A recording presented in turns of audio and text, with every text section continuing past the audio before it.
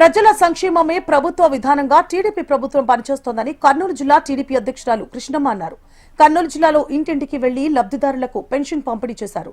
1వ తేదీ 1వ రోజున ముందుగానే పెన్షన్లు పంపిణీ చేయడం సీఎం చంద్రబాబుకి సాధ్యమన్నారు. దేశంలో ఏ రాష్ట్రంలో జరగని విధంగా పెన్షన్ పంపిణీ చేస్తున్నట్లు కృష్ణమ్మ తెలిపారు. రాష్ట్ర ప్రభుత్వం ప్రజల సంక్షేమమే ప్రభుత్వ విధానంగా ఈ రోజు ముందుకు వెళ్తుంది.